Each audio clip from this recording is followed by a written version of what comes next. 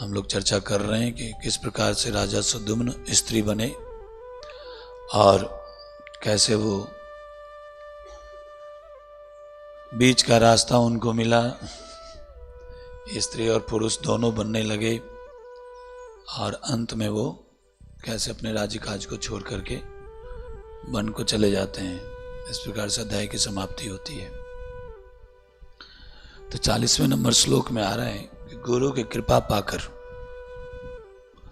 जब उनकी स्थिति को वशिष्ठ मुनि देखे सुद्युम्न जी के, और उन्होंने प्रार्थना किया वशिष्ठ मुनि को कि आप प्लीज मुझे इस जीवन से बाहर निकालिए, क्योंकि मैं स्त्री बन गया हूं। कैसे बने आप सब सुनते आ रहे हैं। फिर उन्होंने बताया कि आप भगवान शिव की उपासना करो, भगवान शिव प्रसन्न होंगे, क्योंकि जल्दी प्रसन्न हो जाते हैं। आपको फटाफट रिजल्ट चाहिए तो शिव जी की उपासना करना पड़ेगा। कल भी मैं एक अरबपति व्यक्ति से मिल रहा था, तो वो भी यही बात बोल रहे थे कि प्रभु जी, ऐसा देखा गया है कि हनुमान जी शिव जी की पूजा करने से चीजें जल्दी मिल जाती है, लेकिन कृष्ण की भक्ति करने से बहुत देरी से मिलती है, पेशेंस खत्म हो जाता है। मतलब हीरा चाहिए तो टाइम तो लगेगा। अमृत पाने के लिए देवताओं को मंथन करना पड़ा था, है कि नहीं?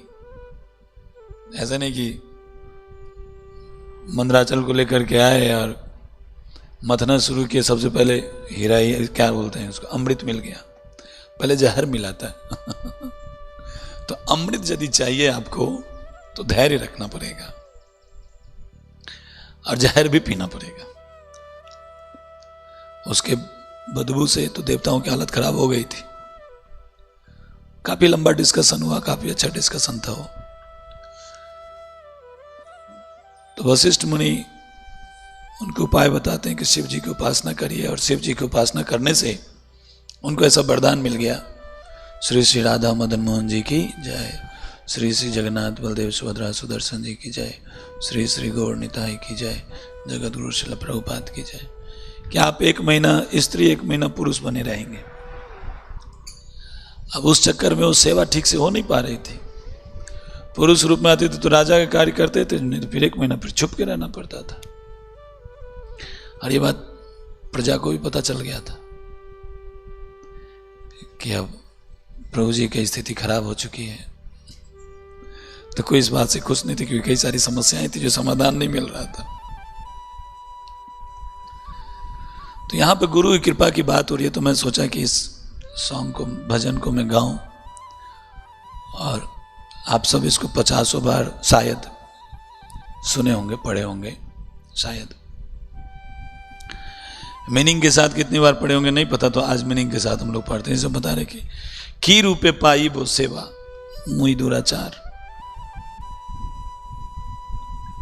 गुरु की कृपा की बात होगी इसमें, और वैष्णव की कृपा की बात हो रही है। मैं इतना दुराचारी हूं कि इस दुराचारी को किस रूप से या किस तरीके से, किस लिए सेवा दिया जाएगा या सेवा मिलेगी। ये कौन बोल रहे हैं? नरोत्तम दास ठाकुर का है कि मोई दुराचार, मैं इतना दुराचारी हूं कि मुझे सेवा कैसे मिलेगी। किसकी सेवा? गुरु वैष्णव की, कृष्ण की सेवा कैसे मिलेगी? क्योंकि श्री गुरु वैष्णवे रति ना होइलो हमार। वैष्णव और गुरु के चरणों में रति नहीं उपजा आज तक। हम बोल सकते हैं हमें तो कुछ सेवा मिली है, 2-4 फैसिलिटेशन के बच्चे भी हैं, बुक डिस्ट्रीब्यूशन भी है, डीटी वर्शिप है, मैनेजमेंट है, कुकिंग है, कई सारी चीजें मुझे तो मिली है। क्या एक्चुअली में हम सेवा कर पा रहे हैं? कर पा रहे हैं?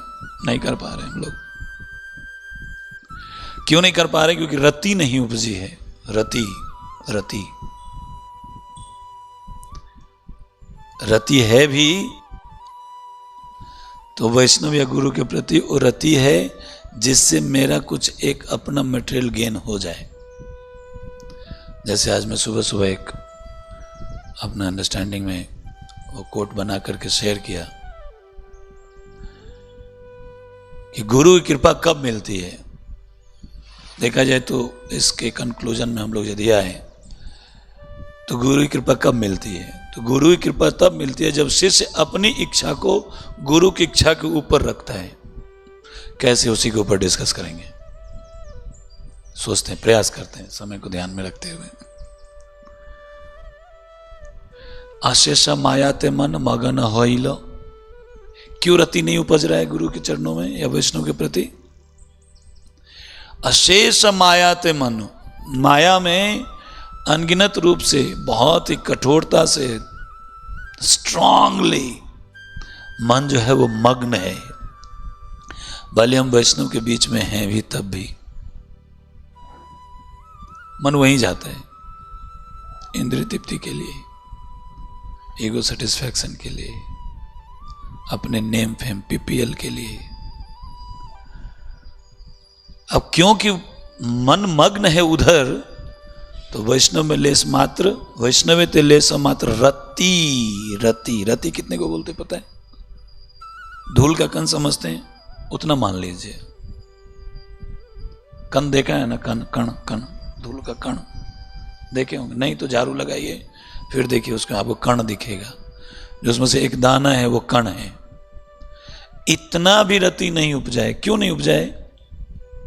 माया में यदि मन मग्न है तो वैष्णव में क्यों नहीं उपज रहा है? क्योंकि वैष्णव को वैष्णव देख ही नहीं रहे।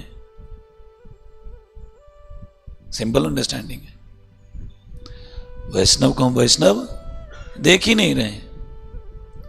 वैष्णव को देख रहे हैं कि बस ये एक गाजीपुर का कूड़े का अड्डा नहीं है बॉर्डर पे, दिल्ली बॉर्डर पे, तो वो कूड़े का अड्डा यहाँ है। सैफरन वाइट धोती कुर्ता या साड़ी में, ये कूड़े का अड्डा है। हम ऐसे देखते हैं। वो क्यों दिखता है? मन कहाँ है? कहाँ है? जोर से बोलिए। बोलेंगे नहीं तो सोएंगे, बता रहा हूं। जब भी थोड़ा हार्ड कुछ ऐसे आने लगता है ना तो नींद आने लगती है, मन सुला देता है, सुनने नहीं देना, सुनना मत। और ऐसे भी आदिकर्ता दास, वो क्या है, आदिकर्ता दास के कठोर प्रवचन मैं बदनाम हो चुका हूं, लेकिन क्या करें। प्रभुपाद जी हमें तो तेल पॉलिश लगा के कुछ सिखाए नहीं, डायरेक्ट बताए। डायरेक्ट हमने जो सीखा या सीख रहे हैं वही हम डायरेक्ट बोलते हैं, अपने लिए भी ऑफ कोर्स, ना कि सुनाने के लिए। तो क्योंकि मन माया में लगा है इसलिए वैष्णव को वैष्णव देखने रहे, रति नहीं उपज रहा है। रति उपजता कैसे?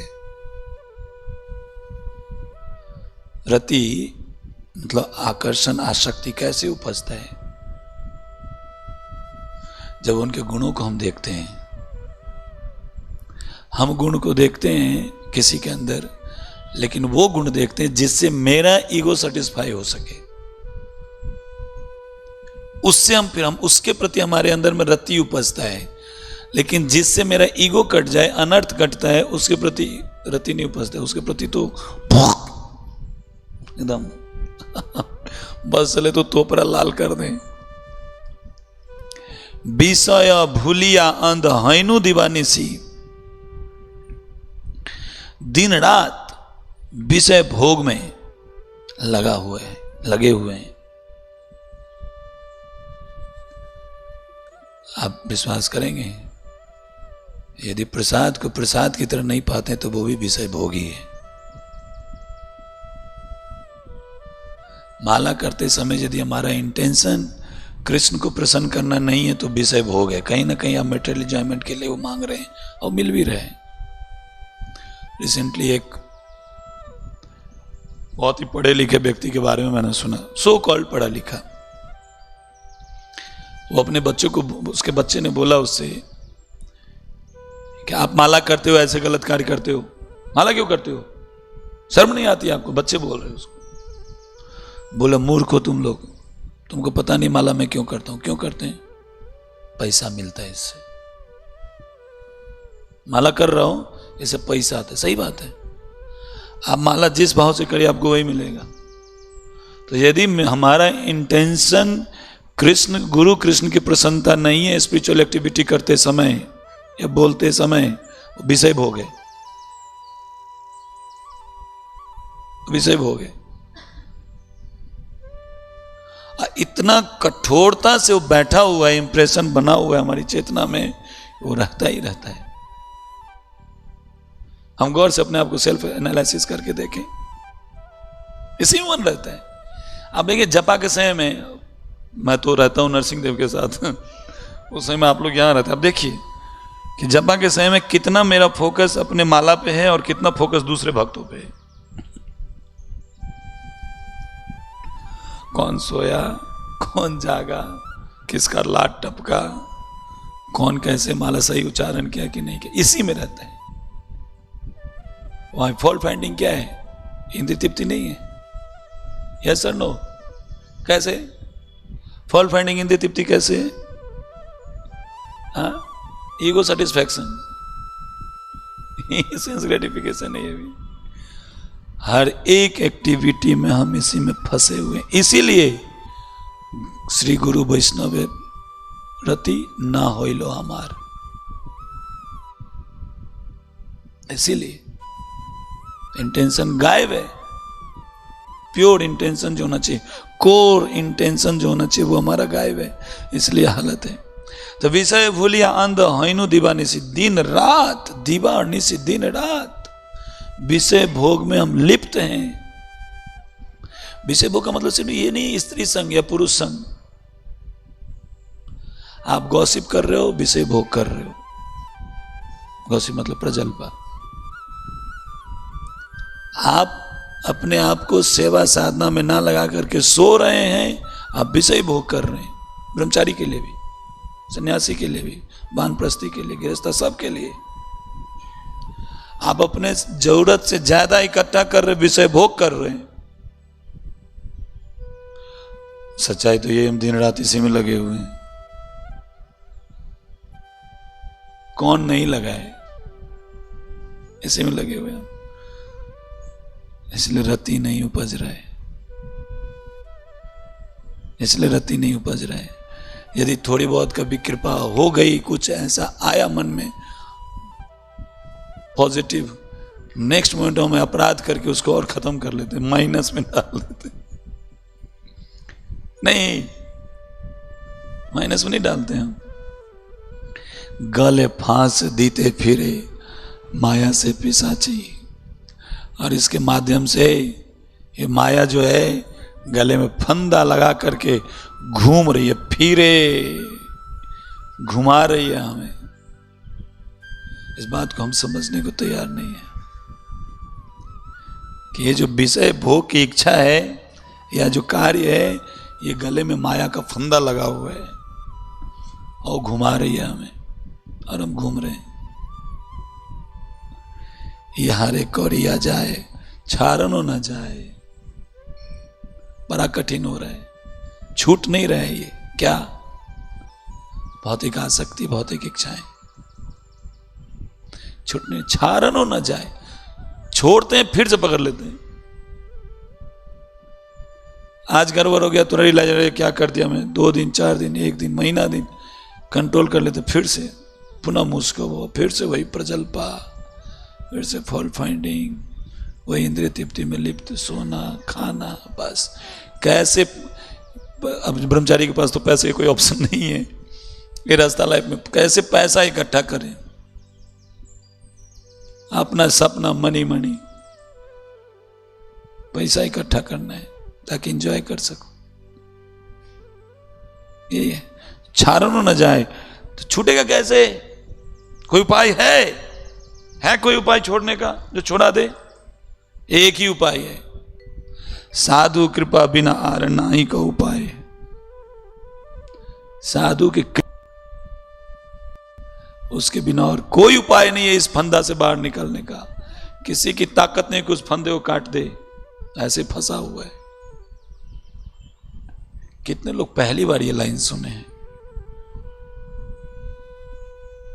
आप पहली बार सुने हैं फंदा वाला। साधु की कृपा से ही हम बच पाएंगे, ये लाइन किसने पहली बार सुने? किसी ने नहीं। मीन्स हम शुरू से जानते हैं, उसके बावजूद भी हमारी स्थिति जस की तस है। हाय रे दुर्भाग्य हमारा। कभी सोचना चाहिए इस पे, कभी इस बात पे सोचना चाहिए। कुछ मत सोचिए, एटलीस्ट बैठिए और अपने ईगो को थोड़ा लात मार के साइड करिए, मन को डंडा से पीट पाट के रस्सी से बांध के बिठाइए और फिर सोचिए हम क्या कर रहे हैं। अब बोले कृपा नहीं हो रही है,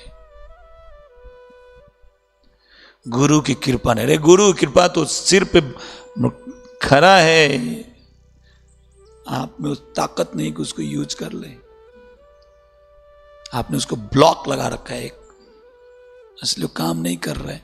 फिर भी गुरु फोर्सफुली कुछ तो काम कर ही रहे हैं, हमें ले करके चल रहे हैं घसीट के कि चलो लगे रहो इंडिया। आदो सदरसी प्रभु पतित उद्धार, किससे बोल रहे हैं? ये नरोत्तम दास ठाकुर किससे बोल रहे? आदो सदरसी प्रभु पतित उद्धार, किससे बोल रहे हैं? जोर से बोलिए। साधु को बोल रहे हैं, वैष्णव को बोल रहे हैं। क्या आप अदोषदर्शी हैं? क्या बता रहे हैं कि भक्त का मतलब है कि वो दोषदर्शी ना हो, सबके अंदर गुणों को देखे। ये बता रहे हैं नरोत्तम दास ठाकुर कि आप अदोषदर्शी हैं, आप किसी के अंदर अवगुण को नहीं देखते, इसलिए मेरे अवगुण को छोड़ दीजिए, माफ कर दीजिए, और इस बार आप नरोत्तम पे कृपा करके उसका निस्तार करिए, उसका उद्धार करिए। तो इस भजन से हमें ये बहुत कुछ है, लेकिन मैं परपट ज्यादा नहीं दिया। इसे सीखने की बात यह है कि यदि हम सच में चाहते हैं गुरु वैष्णव की कृपा प्राप्त करना, तो उसके लिए शास्त्रों में बताया गया है। भक्ति रसामृत सिंधु में बताते हैं 4 स्टेज है भक्ति के शुरुआत होने की। भक्ति की शुरुआत कैसे होती है? 4 चीजों से। गुरु पदाश्रय तस्मात् कृष्ण दीक्षा दिशिक्षणम विषम्भ्रेण गुरु सेवा साधु वतर्मनु वर्तनम। 4 चीजें इसमें बताया गया है। भक्ति में आगे बढ़ने के लिए 4 चीजें जरूरी है। सबसे पहले गुरु पदाश्रय, गुरु का आश्रय लेना चाहिए, फर्स्ट। सेकंड, कृष्ण शिक्षणम, कृष्ण की दीक्षा लेनी चाहिए गुरु से। दीक्षा, पहले पदाश्रय देन दीक्षा। तीसरा, विषम्भ्रेण गुरु सेवा, फिर गुरु की सेवा करनी चाहिए। चौथा, साधु वर्तनम, साधुओं के मार्ग का अनुसरण करना चाहिए। 4 चीजें, इन 4 चीजों से भक्ति की शुरुआत होती है।